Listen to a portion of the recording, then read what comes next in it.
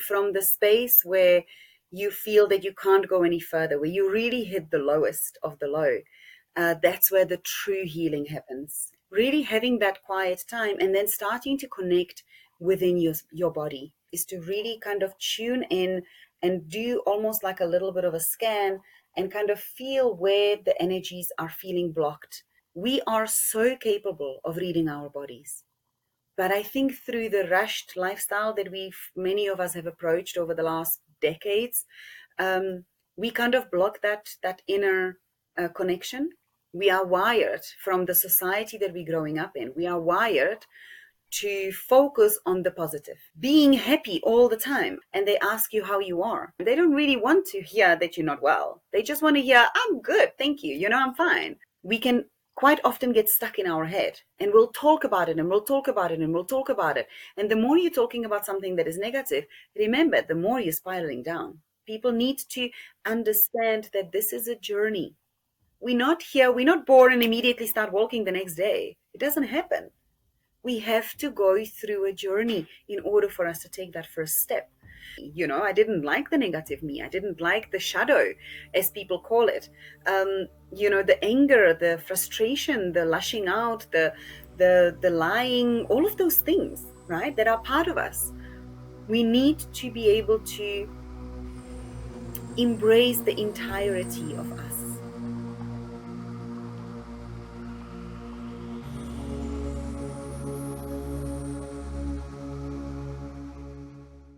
Greetings, seekers of ancient wisdom.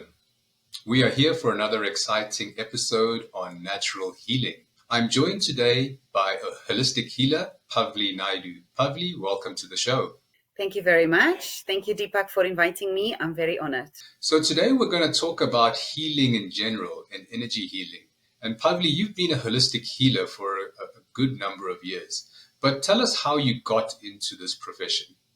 So I firstly thank you for the lovely question. I wouldn't even say that it's a profession. I think it's a part of life. It's part of who I am, and I think that's probably similar to a lot of healers out there. Um, I kind of grew up in a country where healing or holistic approach to healing was not in a question.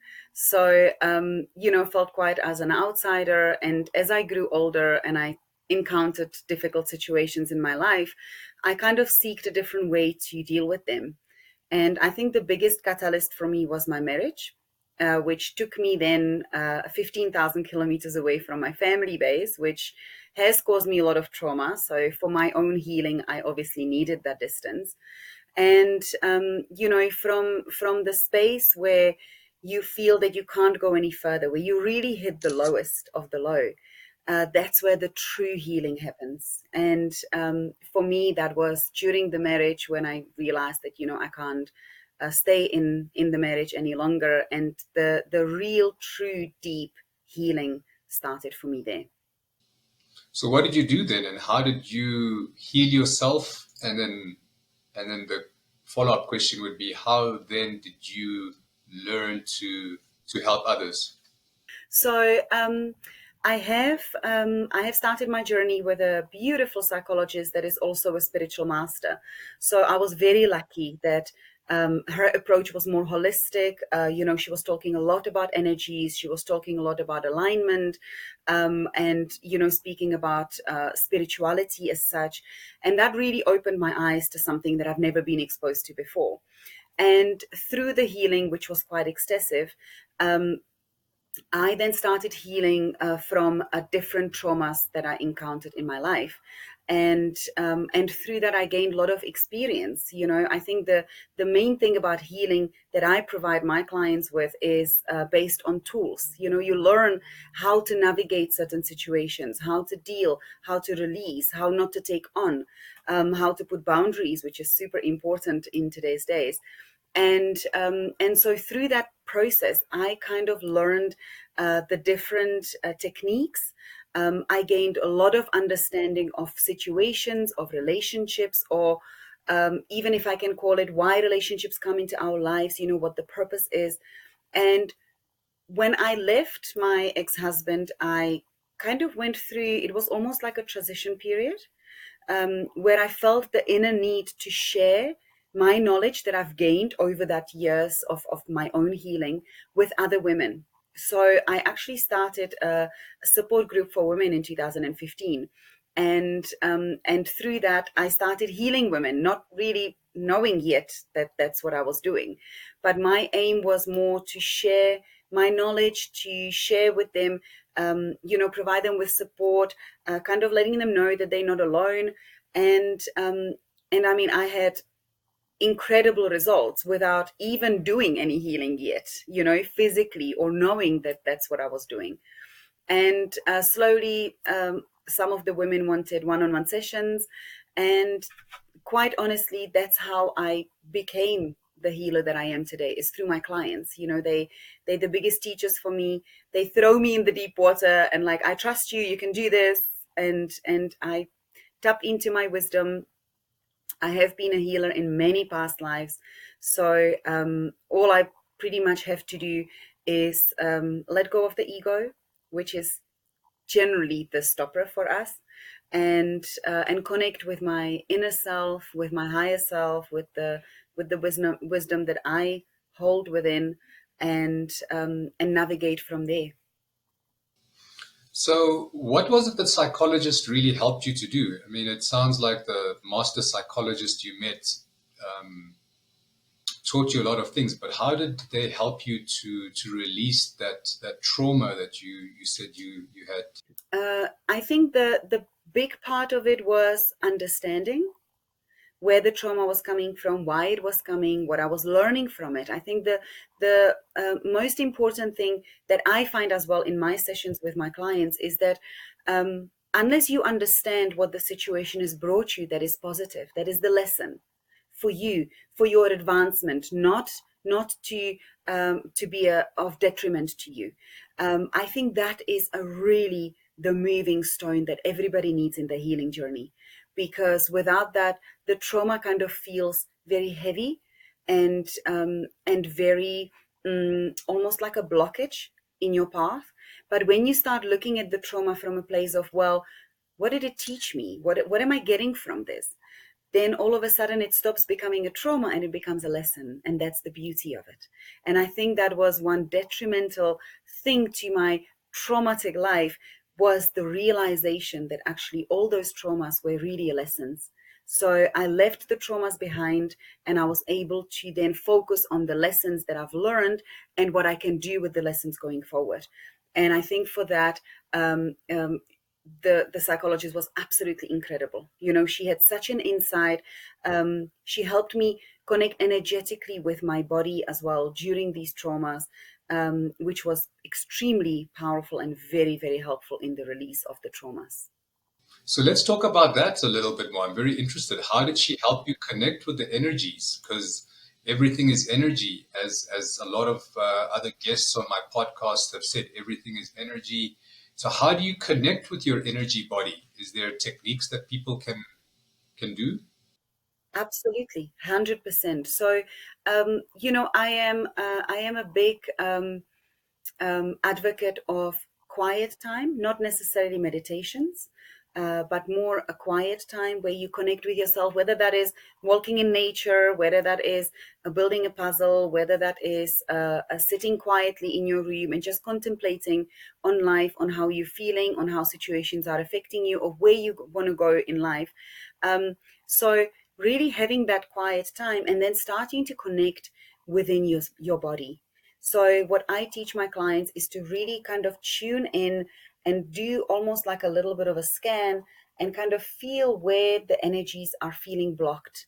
So as you go through the different parts of your body, you're starting to slowly, and this is a learning process. So it doesn't happen overnight. A lot of people these days are very impatient. I don't know if you've also come across to those, but in my practice, I see clients that want the results tomorrow, that want the answers right now. And through the impatience and through the process, they have to learn to trust the process. And that's a big part of it as well. So, when you start connecting with yourself on a regular basis, you start noticing the different vibrations that your body is resonating with. And I teach my daughter, she is 11 and a half, and from a very young age, from about 3.5, I started teaching her about how her body feels during different stages of her life, different emotional intacts that she's taking from other people, from situations. And what I've noticed is we are so capable of reading our bodies. But I think through the rushed lifestyle that many of us have approached over the last decades, um, we kind of block that inner connection with ourselves, and that then causes us to disconnect from what the body is saying, and we can't hear, we can't understand it. We can feel kind of something, maybe there is a pull, maybe there is a heavy feeling sitting, maybe there is anxiety, but we can't really translate that into what is really happening and how can I deal with it.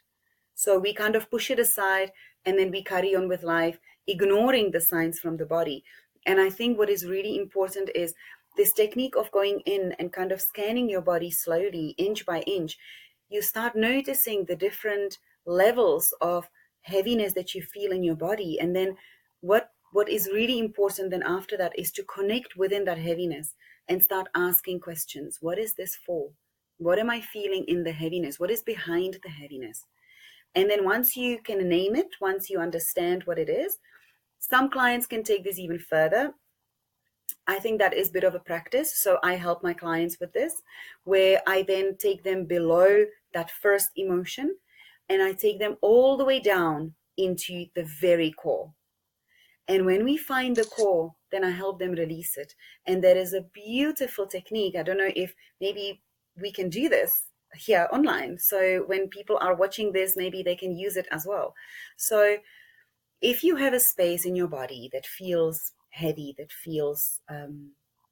doesn't feel very good, that doesn't feel light for you, then I invite you to connect with this space in your body and take a deep breath in and really focus on what is this heavy space in your body trying to tell you. What is the message here? Is it a fear? Is it the uncertainty of where you're going in the future? Is it maybe blockages? Is it traumas? Is it negative feelings? Whatever it is, just tune in with that space in your body.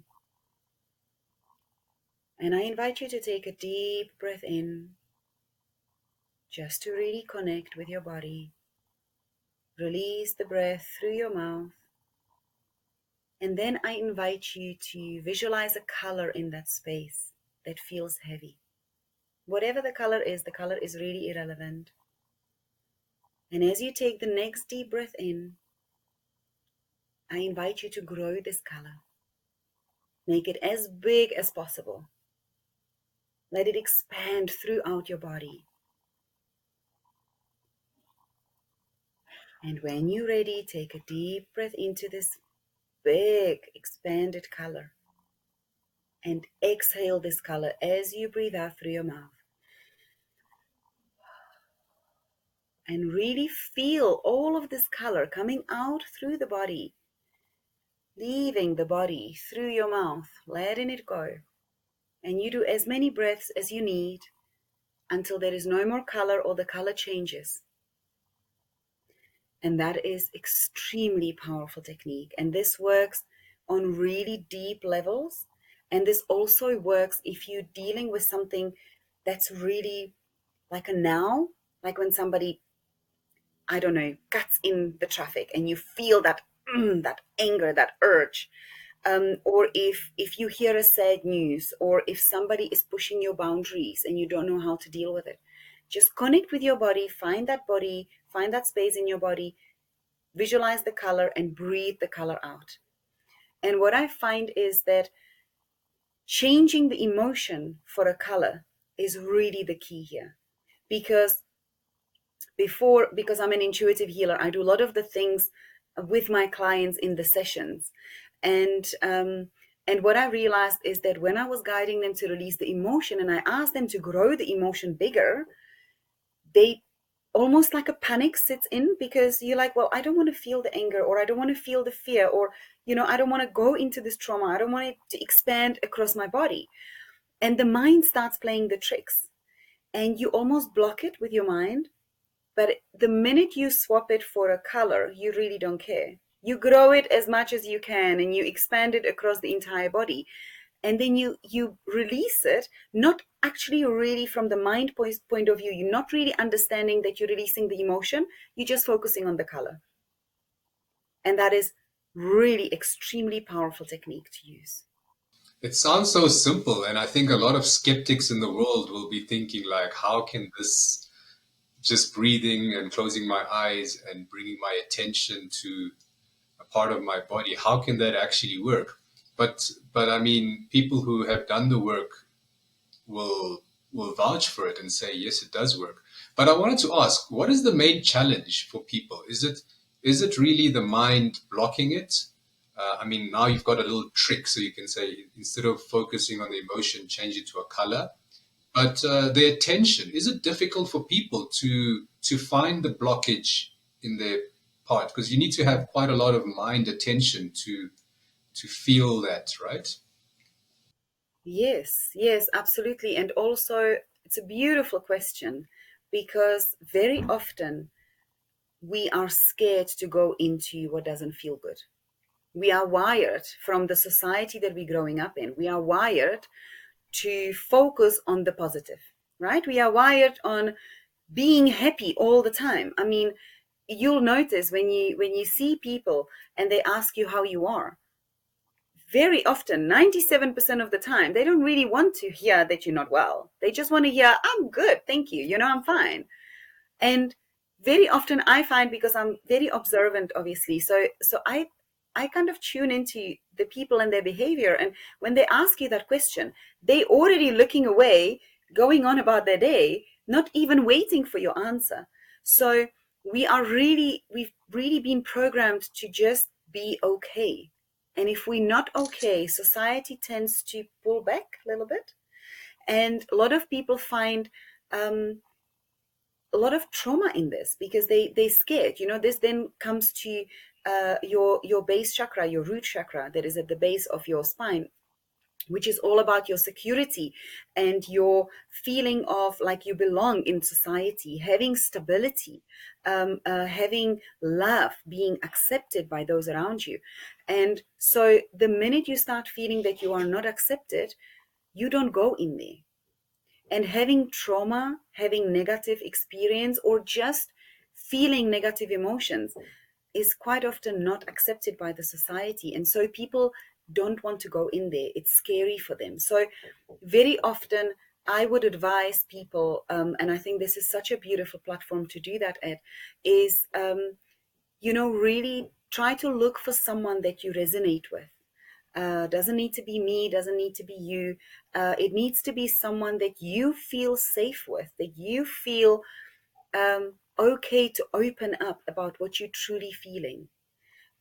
Obviously, the one thing that does help is for us spiritual healers is that we can tap into the energy. So even if you're trying to fool me and you try to tell me this and that happened, I can tune in with the energies, with your body, and I can kind of navigate. Okay, not quite sure that that is the problem. Let's go a little bit deeper. But it's so important for people to find someone that they can do this journey with, to learn to be comfortable in the spaces that do not feel good. So, talking, I guess, is helped people for thousands of years. Just talking to other people and connecting and sharing, and just like speaking about an issue is sometimes helpful to just get it out from where you've hidden it, right? Like you said, people want to hide the issues, and it finds possibly some place in the body to hide, but speaking it to someone who doesn't judge you and, like you said, you feel safe with. I think safety is feeling that the person is not going to judge you for what you say, and just be there to listen. So you're saying that can just be a powerful. It's like going to a psychologist, right? But your own personal friend. It is, but I mean, I think that psychologists are needed in this world. I think they do massive of good work. Um, but at the same time, just make sure that the person is giving you really good and strong a return on what you are saying. because to go and talk about something for an hour, and not get that return in I don't know what it's called in English, but you know what I mean, where you're getting the person to give you feedback. Um, that is so important, because we can quite often get stuck in our head, and we'll talk about it and we'll talk about it and we'll talk about it. And the more you're talking about something that is negative, remember, the more you're spiraling down, the more your energy then alters and your energy shifts, because you are stuck in that negativity, in the trauma, in the really dramatic experience that you've had in your life. And that can then alter the way you're feeling, and then what you're attracting into your life. So it's important to speak to someone that is able to say, but hang on, what was good about it? Or how did that change your life? Or, look at you. I mean, you've grown so much from there. Why? What did this help you with? So that the person can start kind of turning it a little bit into the positivity. Okay, that's really important. So it's not just complaining, it's not just talking about it and complaining, it's actually talking to someone who can guide you to see the lights, or some sort of lesson or something, you know. So from this. So I wanted to maybe share an example from my life which helped me get into my healing journey. I had become I mean, it's not a big issue, so it's not difficult to share. But I had become vegan about 6 years or 6 odd years ago, and I had no idea what to eat. So all I did was just cut out meat. And then after a year or so, I started feeling very, very sick. Like I was tired and I was lethargic and I didn't know what was going on with me. And I was very confused because I was eating healthy. Well, I thought I was eating healthy, but I was actually not eating healthy at all. And it was difficult to find people to speak to because all my friends and family were all meat eaters, and they were all telling me, "Stop your rubbish and go back to eating meat. You're looking sickly and all this." So I had to find someone who could understand my situation. So at the time, I didn't have a lot of friends who were vegan who understood this. But there was a lady I used to buy plant-based burgers from. She made plant-based burgers at her house. So I called her. She was obviously vegan. So I called her and consulted with her, and I said, "Listen, this is what's happening. I'm really struggling. I feel so ill. I don't know what's happening." So she sent me to um, a blood analyst lady. They do live blood analysis. So so I went to this lady. She took my blood and she puts it onto a microscope slide and she puts it on a screen right in front of me. And my blood looked terrible. She showed me what a healthy blood should look like, and I could see my blood on the screen, and my blood looked absolutely terrible. Like it was so awful. And very quickly, like within 5 minutes, she gave me a new diet. She said, eat this and this. And basically, she just told me to eat more dark green vegetables. And I found out now that the dark green vegetables like kale and spinach and broccoli and all those are the foods with a higher nutrient density, nutrients that our body needs. So they have more nutrients, and my body was in shortfall of those nutrients. So basically, I was just eating plant protein and rice and other carbohydrates, but very little nutrient dense food.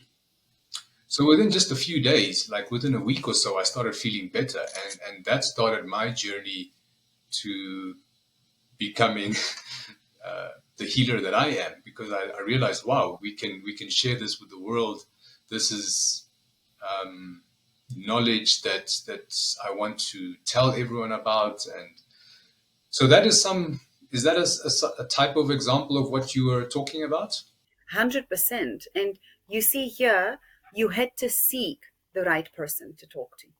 Because when you're speaking to the people that might not understand, or they might not have the knowledge, or they might not be equipped to help you to find the positivity and help you turn around the situation into something that can be positive, then you tend to just blurb up kind of your emotions and what you're feeling. And very often, when we're talking about something that is negative and we don't get that positive feedback, we get stuck in there. And then people start to believe that their life has been negative all along and there is nothing positive to look at, and life going forward is not going to be positive because look at the life that I've had so far. And it becomes extremely difficult.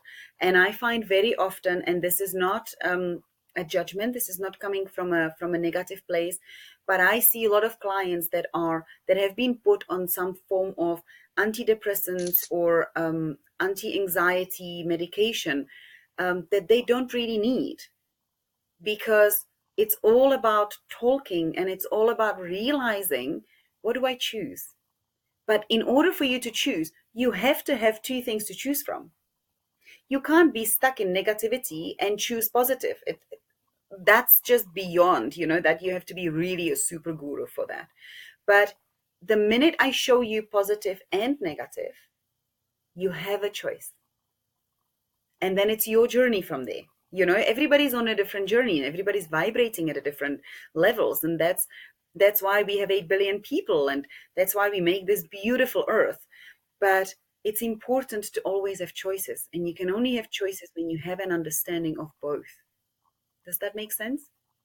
Yeah, and I wanted to touch on the medication that a lot of psychiatrists or psychologists administer, because I've got family members who had anxiety or depression, and they go to consult the expert, and the experts put them on I think it was called a serotonin blocker or something like that, or serotonin inhibitor, and then obviously the people feel, I wouldn't say feel better, but they don't feel that anxiety anymore. So then it becomes like, okay, I can go through the day. I don't have to have outbursts and all of that.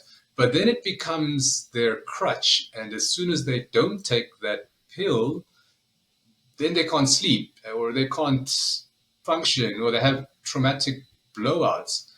And, how can, it's so difficult because you go to someone you trust and then they give you a pill, you trust them, they're qualified.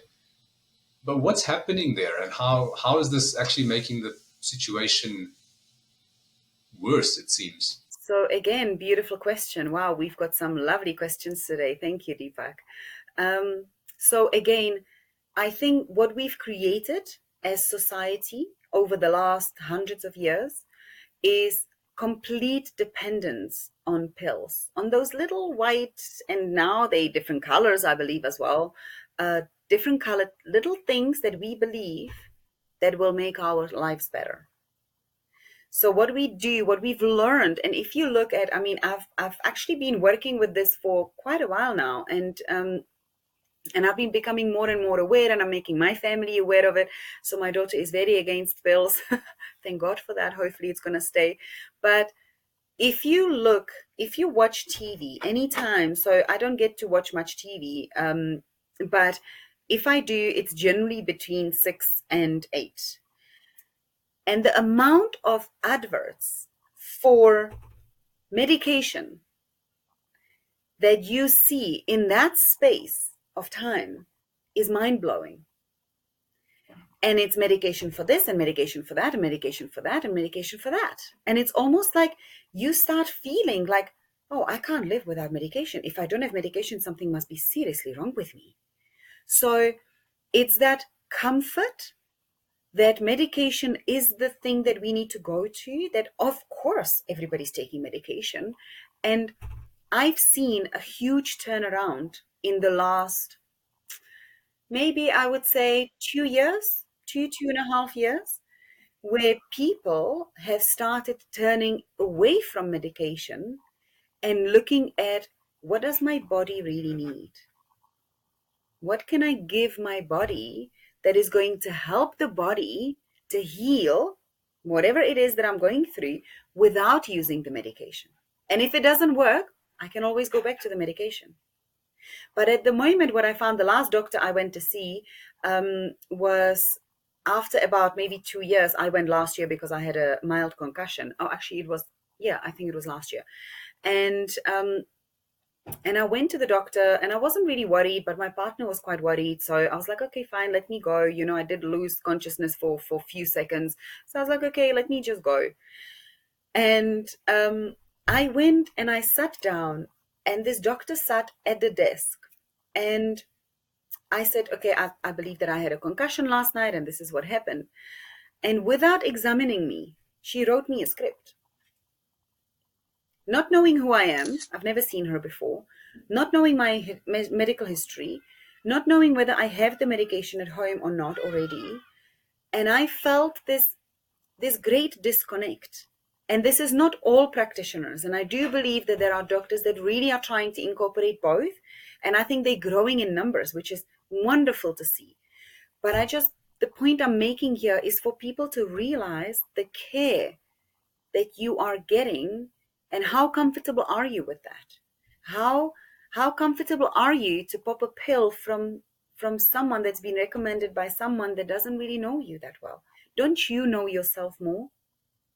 You know, don't you know that there is something deeper you have to deal with? And remember, antidepressants specifically are designed to numb emotions. They don't solve anything. They don't magically make the thing disappear. They just numb it. So what happens is when my clients come to me and they on antidepressants, and we start going into the issues and we start really in kind of unpacking and extracting the stuff that is not good for them, and we start putting boundaries in place, and they start approaching life from a bit more, I know who I am, I know my value, and this is not okay, and I'm not going to accept it anymore in my life. All of a sudden the power starts lying within themselves, and they start kind of, we wean them off, and they don't need antidepressants after that, because they are able to deal with situations in a good productive way where the situation doesn't it doesn't absorb them, if that makes sense. Mm. So, like you said, the pill, and I've seen this with my family members, the pill sedates them so they don't have to think about that traumatic issue. They don't confront that traumatic issue, then they don't learn the lesson from it. And they have to keep on taking that medication to keep hiding that, yeah, to keep numbing it. And the more you numb, remember, the more you numb, the less likely you are able to experience life in its fullest. And I don't know about you, but I'm here to experience life in its fullest. I want to know everything that I can. I want to learn everything. I'm here on this earth as a reward. You know, this is a beautiful place. We learn magical, as difficult as they are, but they really are magical lessons. We have realizations we cannot have anywhere else in the universe. So when people start experiencing life and dealing with it and healing from it and overcoming, that's such a rewarding experience. Yeah, it's wonderful to know that people can actually wean themselves off these antidepressants and other things, even though they've been taking them for a long time, because I think it can be challenging, but there are ways to do it. 100%. And you know, again, it's so important for people to do it in the right way. So I am not the greatest example to use, because I was also put on antidepressants when I started my journey with the psychologist, and I felt so awful. I kept falling asleep during the day. Like, we would go to visit family and I'll start falling asleep on the chair. It was ridiculous. I was just like, who am I? Who is this human? And everything I experienced was almost like a movie in front of me. It was like hidden in a fog, and it was kind of just going around me, but nothing was coming to me, if that makes sense. And I didn't like that. Obviously, I didn't like that at all. So I went cold turkey, and I stopped the antidepressants after about maybe 2, 3 months. But I didn't wean off. So you know, I wouldn't recommend that for everybody. It doesn't work for everyone. I think I was already probably reaching a certain state of empowerment within me, which I didn't really know about, but I just knew that I don't want to be on that anymore. But there is a process that people need to follow, that is going to ensure that they don't go through that shock, where the body all of a sudden everything comes to surface. That can become quite overwhelming, and that can be detrimental to the person's growth. So do it accordingly, consult a specialist if you can, but also do the really deep healing, because it's not just giving up the antidepressants, it's doing the work with it, so that you learn techniques that are going to help you to deal with difficult situations, so that you don't need the crutch. You don't need something to lean on to help you deal with it, because you can. And you're saying that technique, one of the techniques is what you mentioned in the beginning, scanning your body for that discomfort and then bringing your attention to it. Imagine as a color, breathe it into a bigger color. I mean, that's a powerful technique that I think I'm definitely going to give it a try. Yes. And also what I find, and I've had a couple of talks about this actually, and I can feel more is coming, because people really are stuck in this mindset of, I don't want to feel any negativity. I'm scared of deep, low vibrational emotions. If I just name a few, I mean, for those that know the map of consciousness, it's grief, it's sadness, it's disappointments, it's loss, it is guilt, blame, shame, anger, hate. Those are really low vibrational emotions, and people are so afraid of them. They believe that they are these demons, and I think the internet has been amazing. I mean, we've needed it, obviously. I mean, now, if I look at my daughter's grade, I'm like, you are so lucky, because whenever you don't know something, you just go plop, plop, plop, plop, plop, and the answer comes up to you. We had to go and look through 9 pieces of these massive dictionaries that we had, the encyclopedia. And I remember I collected all 9 of them, and it was literally a bookshelf full of it. And you had to go and you had to look alphabetically and look for the word and find out the meaning. Now it is instant. But through that, there's been so many misleading information on the internet as well, which I think that people tend to get stuck in a little bit. And it's almost becoming um, like that can actually be detrimental to people's growth, because um, there is a lot of things that proclaim that this is the way you have to do it. And if you're not able to do it that way, something is wrong with you. You are not good enough, or you will never be able to progress in life. And people get stuck in that. And for example, if I give an example, a lot of people around me meditate. I stopped meditating about 2 years ago, and I believe I am in a constant a state of higher awareness. I look at things, and I see the things beyond that. I see everything around me, and I'm constantly aware of people's emotions, of how I want to react, and how I want to respond to a situation, what that would cause the person. So whether I choose to do it or not, what the person is going through, I'm aware of everything. And that is a constant state of mind that I find myself in now. But I remember the time when I started, or I wanted this higher state of meditation, and I started meditating. You go on the internet and you Google meditation in any form, it is 20 minutes, right? You should meditate 20 minutes a day.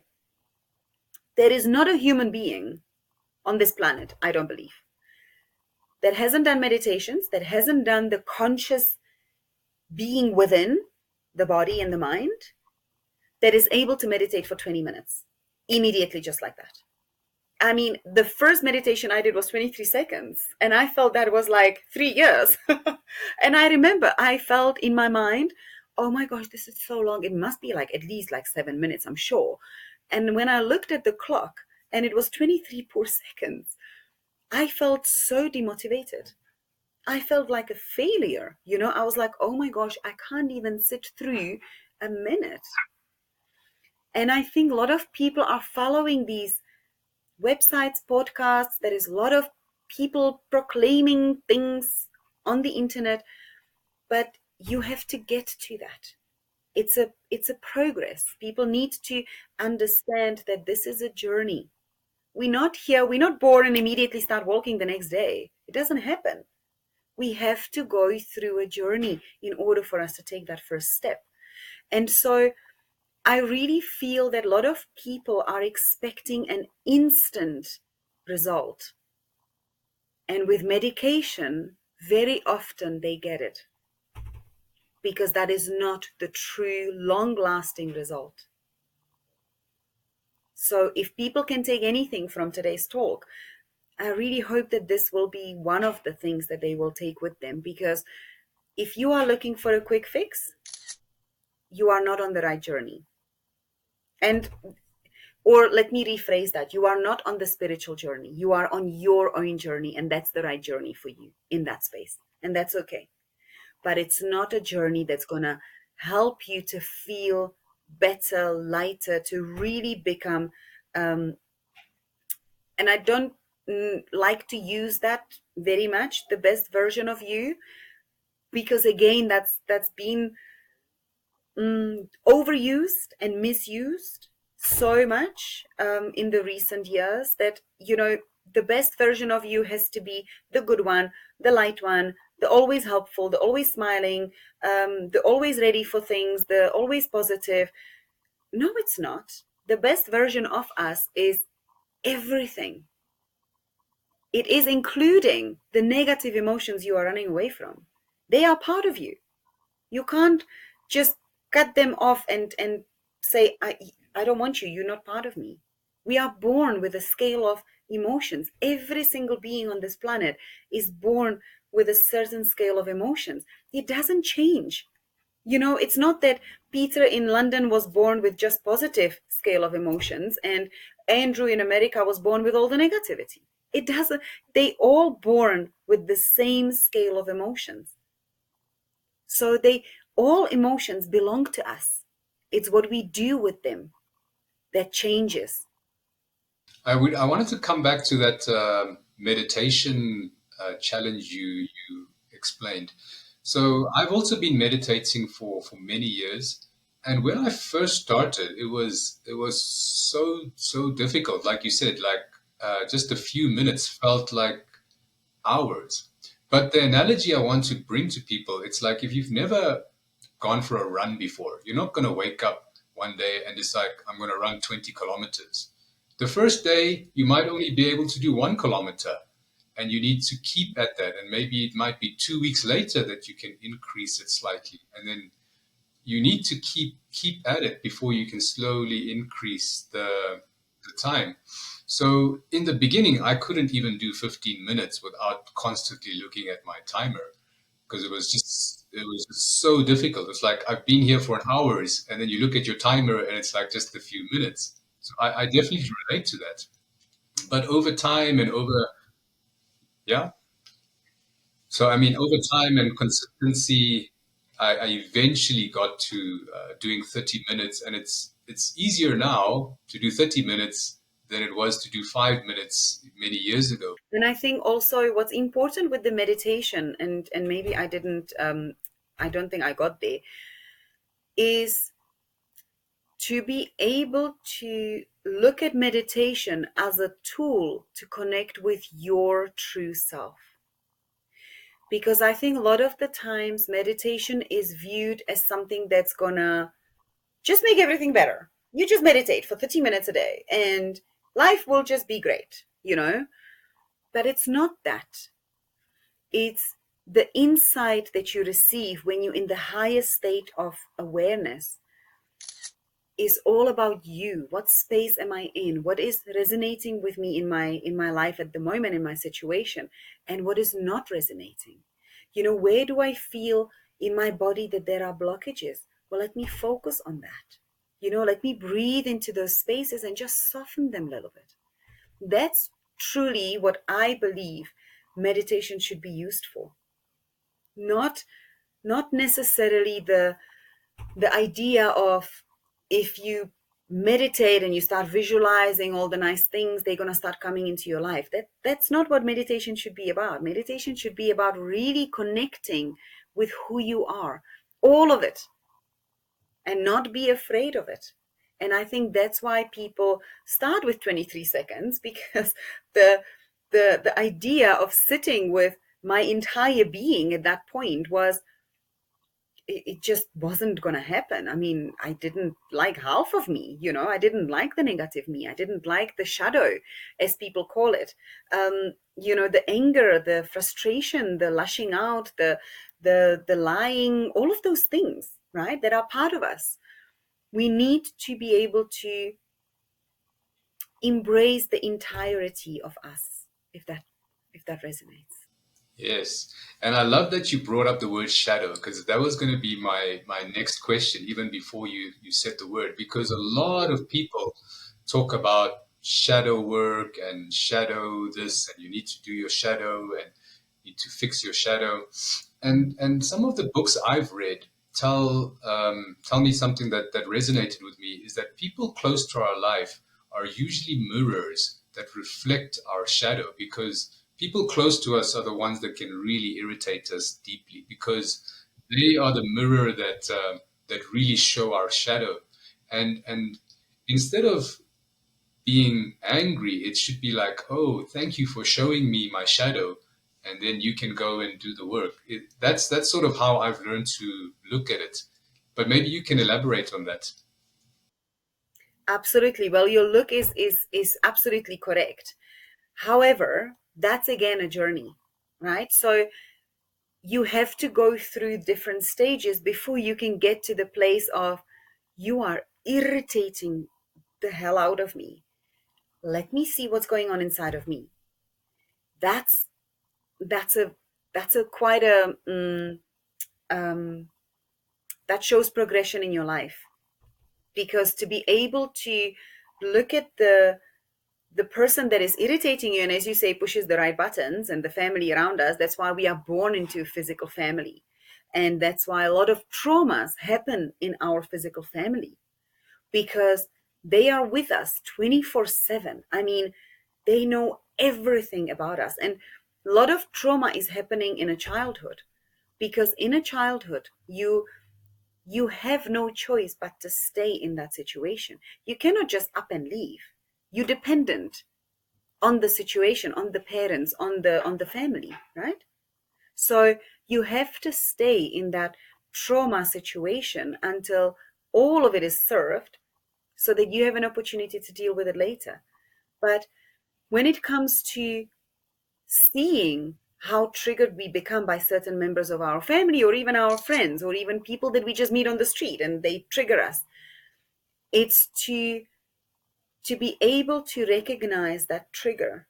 And what I teach my clients is, when you're triggered, it is never about the situation and the person that you're dealing with.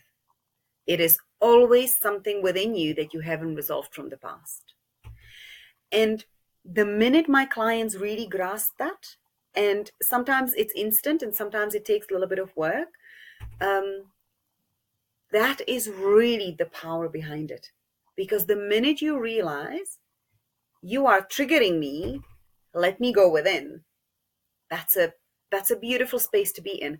But at the same time, a lot of my clients do complain at that point, because then they realize that the journey really doesn't end, and it's an ongoing, constant journey towards self-discovery and self-empowerment and self-betterment. And we can always do things better. I mean, doesn't matter how empowered we are and how aware we are, we still have a human body with human emotions. So a lot of the times we just have to um, almost allow those um, downtimes, when we do lash out, when we do overreact to a trigger, because that is also a lesson. That is also teaching us something.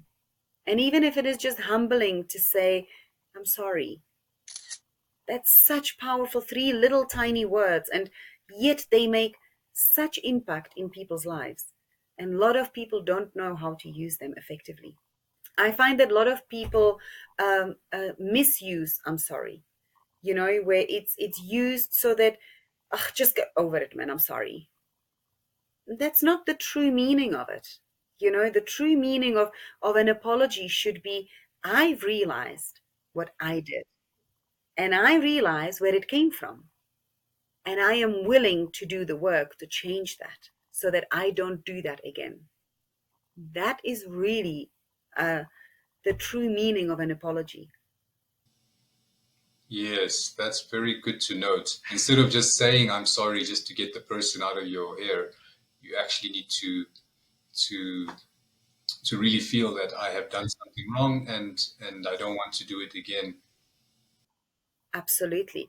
And very often, people don't like, I don't know if you've noticed that as well, but people don't like to be vulnerable. A lot of people struggle with the concept of being vulnerable around other people. And that again offers vulnerability. I know what I did. Help me to change that. Point it out to me next time, or let me know that what I did was not okay. You know, that's such a big um, it's such a big tool to use in self growth, because without those realizations and without stepping into vulnerability and acknowledging that we did something wrong, without hating ourselves for it, which is another important part, um, that is so important for self investment and self growth.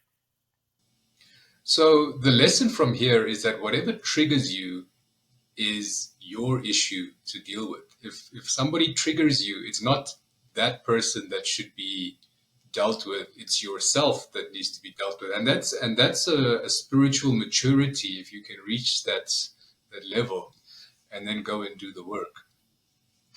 Yeah, that's really powerful. So, how did you know that you were a healer in past lifetimes? You mentioned that at the start of our show. You said you'd be a healer in many past lifetimes. I know many people will even struggle with the concept of reincarnation and past lives and all of that. But I think maybe it's important to touch on that a bit because you said it with such conviction that you knew you were a healer before. So maybe you can enlighten us there. So, when I started my healing practice, I didn't study. I'm not, I did study eventually just to kind of have the certificate, which again, for some people it worked, for some people it doesn't. Um, but really, the work that I do with my clients is work that comes to me so easily when I let go of my ego, and it's there readily available. I have all the information, I have all the experience, all the guidance, um, which I tap into what I did before. I'm familiar with it, even though I don't understand logically from a 3D perspective. I don't necessarily understand what I'm doing, but I know that I've done it. It's almost like my body goes into an automated response, where my body just does things and my hands do things, um, without me needing to think about it or needing to focus on it or guide it in any way. And because this became such big part of my healing journey with my clients, I started questioning. I was like, well, where is this knowledge coming from? I mean, how do I know what to do? And I remember that very clearly. I had a beautiful client of mine that became a friend after some time as well. She's now living in the UK, and I remember when she first came, and I was only practicing where I would see one-on-one clients for a couple of months, and she came to me and she said, "Okay, we're doing past life regression today."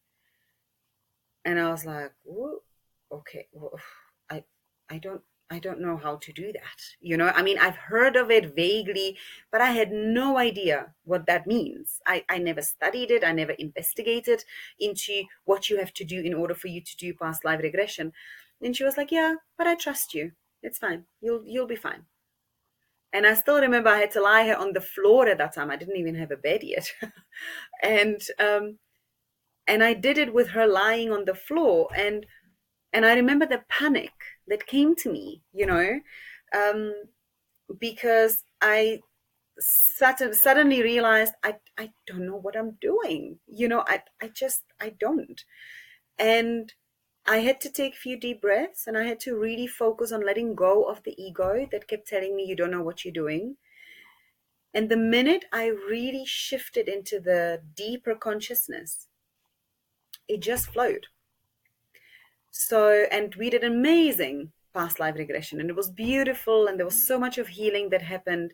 So, I don't actually know if I'm doing the past life regression that everybody else is doing, but I'm definitely doing something. and and since then, I've started questioning. I was like, well, I do this, I do channeling, I channel people, I help a lot of spirits that are stuck due to traumatic death, or where they have unresolved things. I help them cross over without ever studying, without ever reading up about how to do this. And so I questioned, where is all of that coming from? Where is all that knowledge coming from? How do I know what I'm doing? And through that, doing it with another healer, and we went into past life, and many of them I have been some sort of a healer, and that really kind of almost reiterated the fact that really I just have to trust. That's all, because it's all there. So, how did you let go of your ego? Because you said that was a very important step to getting your power, or your skills that you had, previously. And what does that actually mean, letting go of the ego? I mean, people mention that a lot. How do people let go of their ego? That's a beautiful question again. So firstly, I think what you have to do if you want to work with your ego is to start recognizing it, because there is a difference between the ego and the the inner voice, right? So we have inner voice that is our truth, that is our higher guide, our higher self guiding us through situations, through moments in life. And the ego has this. So let me start from the beginning. So when we are born from the source, whatever that is for you, whether it's the light, it's God, it's Allah, it doesn't really matter. It's still the one singular source. And when we're born, we vibrate at the source's level. The vibration is super high. So from that moment, we can't actually come down to earth, right? Because our vibration is too high. Yeah, we have to experience all the negativity, all the lessons, all the pain, all the suffering, so-called suffering. So we have to lower the vibration in order for us to be able to come down. And the ego helps us to do that. So the ego is the earthly part of our existence. So ego only exists on earth. It doesn't exist in any higher dimensions. Because in higher dimensions, we don't question. If you've ever, and this doesn't need to be through meditation, but if you've ever felt this extreme bliss and peace within you, whether it was due to meeting someone that you fell in love with, and all of a sudden everything was just amazing and easy, and everything was in a flow, it's not because the person made it into a flow. It's because you vibrated at that flow vibration of the higher dimensions. That's what it is. That's what falling in love is. It's got nothing to do with the person. It's the fact that the person comes to us and helps us to um, get our vibration onto the level that is from higher dimensions. That's all. So, and very often we give the power to the person, right? And we're like, oh, unless I have this person, I'm never going to feel like this again. No, you do, but you have to find it within yourself. So, when you have felt that bliss inside, that completeness, that just I am, and it's all okay, and I'm okay, and everything is as it's supposed to be, I don't have to worry about anything, that kind of a feeling, In that moment, ego doesn't exist. You don't get that, oh, it's not going to last long, and oh, look at you, how you look, and you failed that exam again. No, in that moment, all we feel is that bliss. And the minute the vibration lowers again through events, through situations, through our own doing, through food, whatever it is, then the ego returns because that feeling lowers. And the ego returns and then it starts telling us things that will keep us grounded to earth.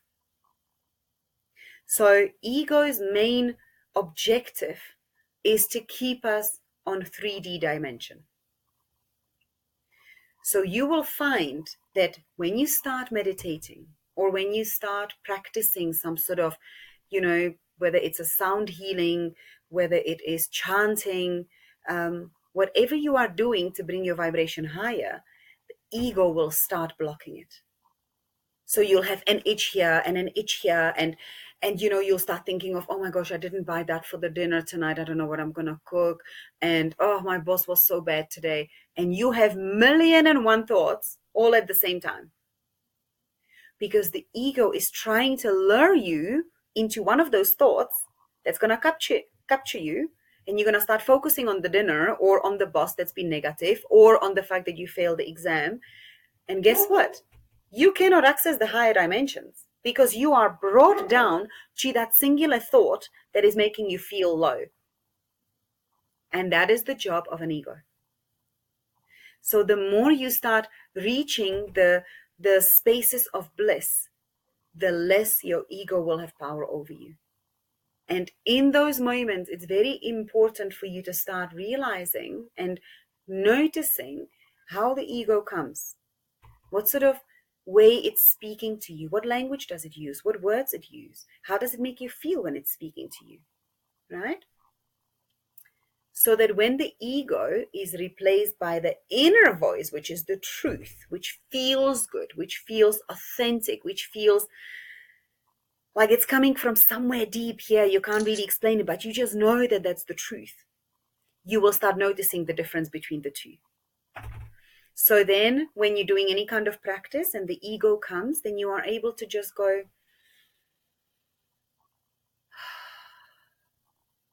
and you completely, I wouldn't say ignore it, because that's not the right way. Because if you're ignoring something, you're giving it power, you're giving it attention. But it's more of a space of just allowing it to do whatever it needs to do without giving it any power, if that makes sense.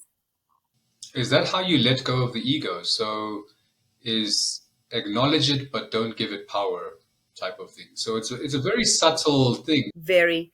And that's, I find that this requires a lot of work. Like you have to go through steps in order for you then to be able to recognize the two, the difference between the two. Because the ego will try to disguise as your inner voice. It really tries. But it's not. I can't quite explain it, but you will know when the voice is coming from inside, because your entire body vibrates with it almost, whereas ego is just here. And very often ego doesn't make us feel good. And if it does make us feel good, it makes us feel good about artificial stuff, something that is surface level, that's not the deep happiness. That's something, if I acquire that, I will be happy. And if you do that, and if you finish that, or if you complete that, or if you just have this relationship, then you are going to be happy. That's not true happiness. True happiness comes from within, and you might be in a terrible situation that's dramatic and a lot of trauma, but you are still perfectly content and happy inside, because you're not giving it the power that it wants from you. Mm. So you said the ego is needed to keep us in this three-dimensional world, and on Earth here, there's a three-dimensional plane. What is three-dimensional?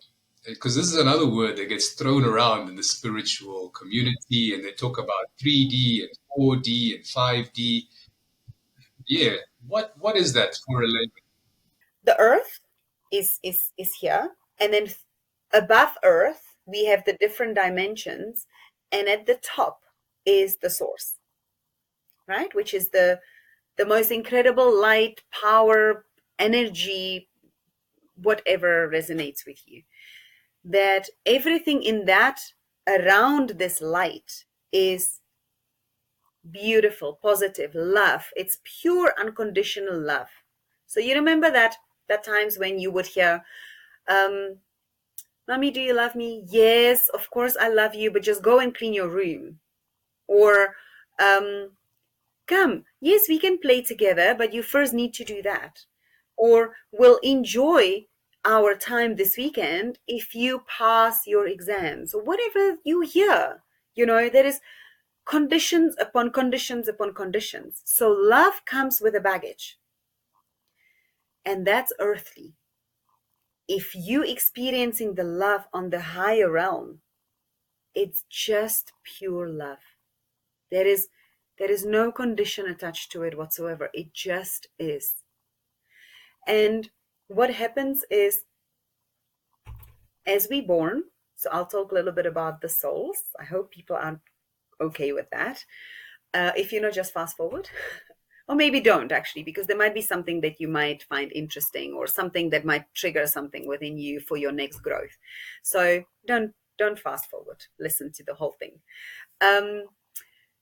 So when we born, we learn in the theory about everything, right? We learn about negativity, we learn about trauma, we learn about abuse, we learn about boundaries. We know all of that, right?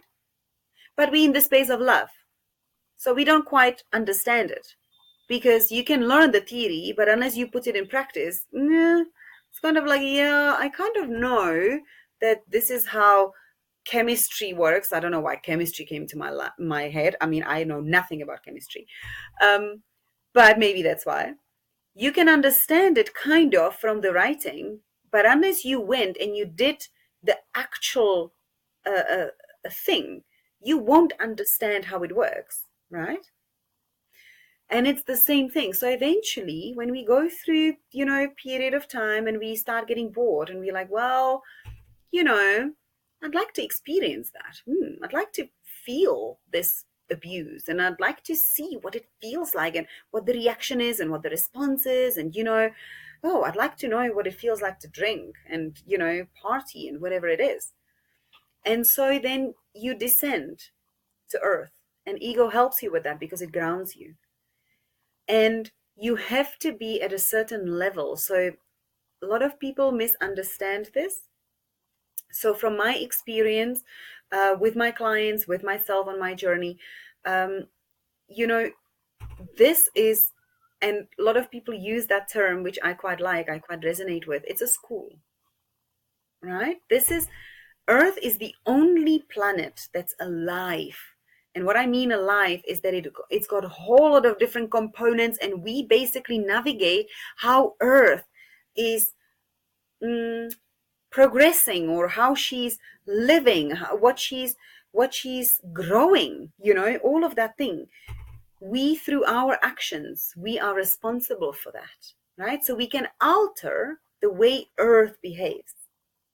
And we've seen it happen, right? I mean, at the beginning, there was just green and a lot of animals, and a lot of fauna and all of that, and we were just these wild people that were hunting, and we were living in small communities, and that was kind of a bliss, right? Because there wasn't too much drama, because we were content with what we had, and we experienced that basic level of what it feels like to be on earth.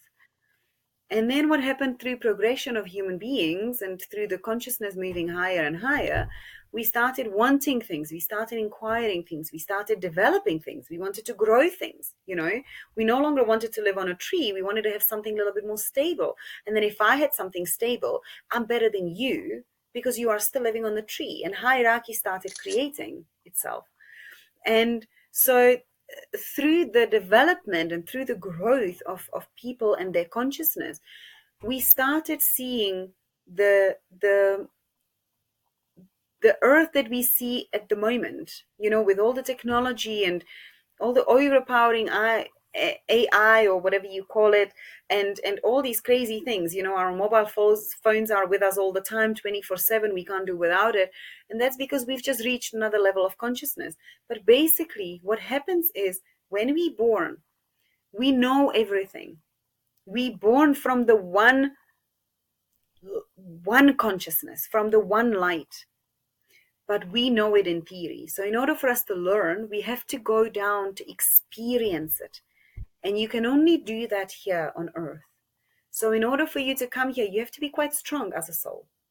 And that's where I was saying a lot of people don't understand this, or they might misunderstand it. Because obviously, if you're coming here and you're vibrating at a low vibration, you might be doing things that are not very nice, right? I mean, we have a lot of murderers, we have a lot of rapists, we have a lot of liars and thieves and all of that, con artists. It's not that the person is not good. It's that this person hasn't reached a level of consciousness where they can let go of this really low vibrational emotions and negativity and these personality traits, right? So we have to be, but even these people have to be at a certain level as a soul in order for them to be reincarnated to earth, because earth is hard. And it's not hard because people love to say the word suffering a lot, like earth equals suffering. Yes, it equals suffering as long as you want it to be suffering. The minute you decide, I no longer choose suffering, I choose learning through suffering, then it's a completely different level of vibration, right? Because then you're accepting the suffering with gratitude, and you're learning through the gratitude, which means that you're acquiring more levels in one lifetime than you did in 10 lifetimes. And so earth here, third dimension, is emotions.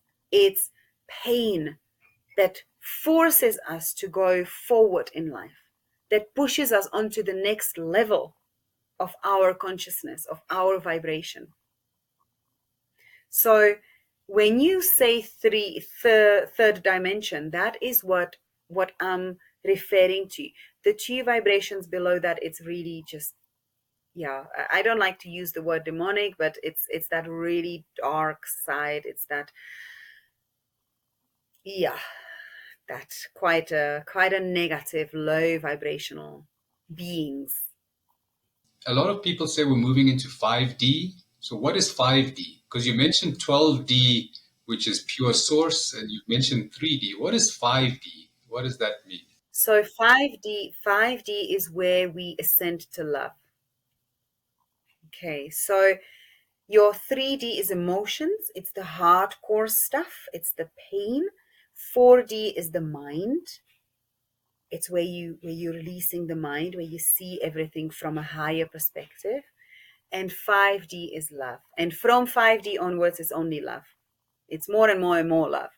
But 5D is the space where everything just is, and everything makes sense, everything follows as it should, because there is no resistance. There is no more resistance. That's a beautiful word to use.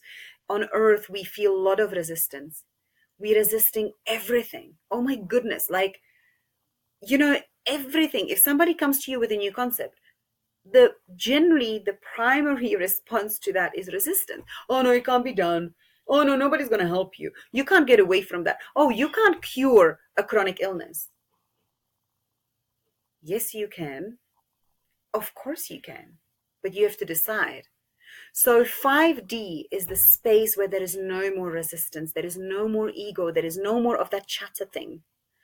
And you basically just exist, and everything flows with total ease. So 5D is, a lot of people feel it already these days, where they find themselves more and more in the state of complete bliss and just acceptance, that everything is perfect as it is. And more and more people are coming closer to that state. And that's why it's called the ascension. That's why people use the term, the earth is going through ascension. The human race is going through ascension. And we've been asleep for many, many, many, many, too many years. So that's why you will find that over the last few years, I don't know if you've noticed it as well, but the time has just accelerated like rapidly. I mean, who hasn't noticed that? Might now have that wake up call, because it literally feels like you blink and it's already 6 months down the line, and you're like, what? But and my daughter is quite awake and she's quite aware, and she's been saying that for the last maybe about a year. And I mean, this year she's just absolutely in shock as to how fast the time is. So time as we know it on earth is also becoming redundant, it's becoming irrelevant, because um, time is something we created on earth. Time actually doesn't exist. We created time on earth to be bound to time. So we constantly rushing somewhere. We constantly late for something. We constantly checking what time is it. It's this obsession that everything is timed, but actually it's not. We can just live in the moment. If we can let go of the time, then we literally focus on the moment and we feel everything about the moment. And that's where you start ascending, because then you let go of the negativity, of the lower vibrational stuff like time, and you just focus on experiencing the purity of the moment. And that's such a beautiful space to be in. So you're saying be present, be fully present in your body, be fully present in the moment. And I think being present takes you out of pretense, right? Because a lot of people are pretending to be something or to pretend to be happy. But if you're in the presence and you're feeling discomfort, you feel that discomfort or anger. And that really, I think, is being present, is being authentic to your feelings and not pretending to be something else. So ideally, we want people to move from pretense to presence, because that's where the only moment is. So Pavli, you do have a beautiful wellness and healing center that you just opened up recently. Maybe you can tell us a little bit more about that. Okay, so we're going into this now. Wow. Okay, so actually, it's funny that you're bringing that up. So, yes, we did open a beautiful wellness center, and we had massive amount of lovely ideas what to do with the center, and the space was just out of this world.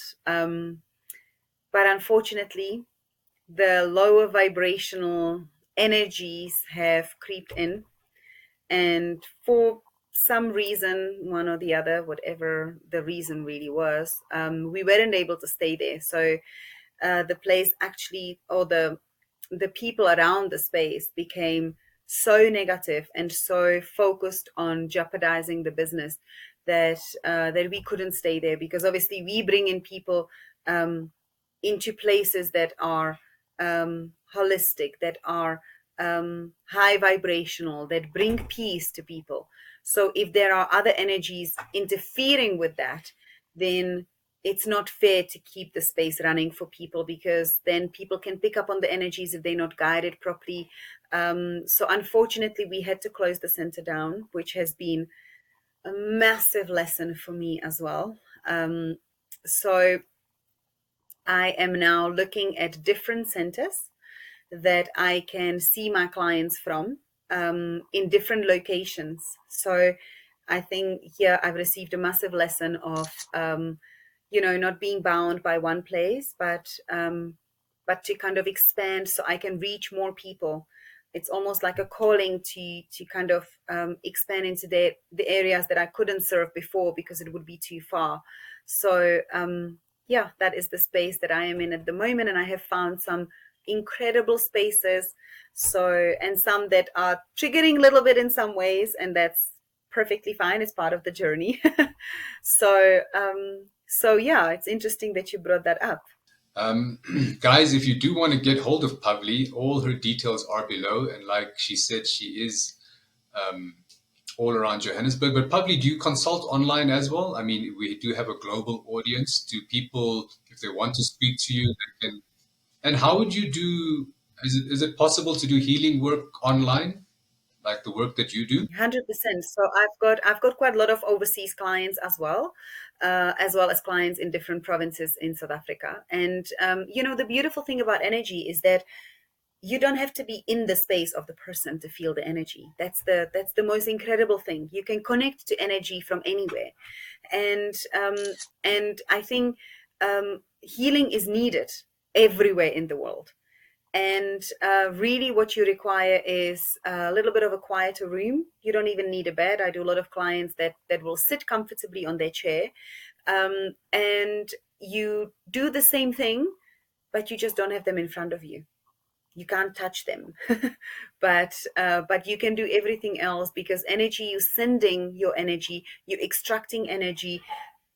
It's all about the connection. So if you can connect on the deeper level, it's really possible to do it from absolutely anywhere.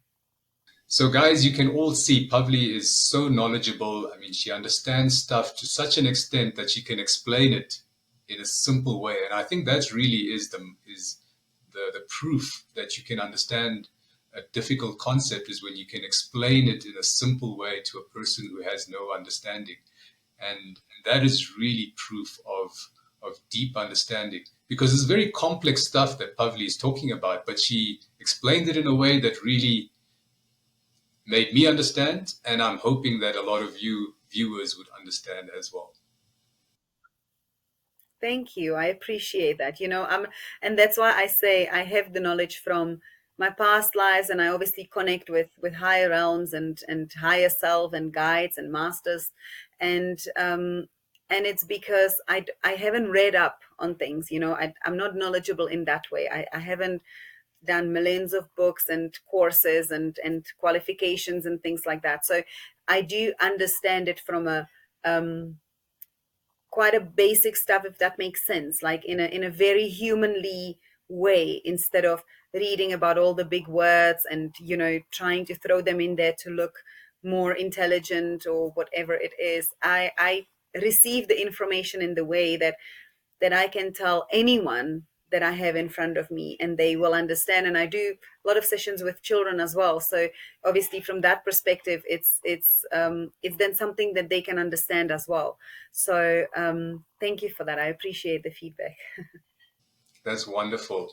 But Pavli, we have come to the end of our show, and it's been so insightful. I think there's been so much information that is going to resonate with different people and hopefully get them to take empowerment, right? I mean, what would be the one lesson that you want people to take? I think is to really take power back into your being and really listen to yourself instead of listening to some person who has some certificate, even if it is Pavli or me, but rather take that information, but go within and listen to your own body, listen to your own feelings, and sit with yourself. I mean, that for me is the great takeaway. Okay, thank you so much for your time. And if anybody has any questions or would like to elaborate on some things that I've mentioned today more, please reach out. I will be absolutely honored. Thank you for giving me this opportunity. It's such a privilege to talk to you, and you have beautiful questions and you hold an amazing space, Deepak. So well done. Thank you so much, Pavli. Wonderful. Thank you so much.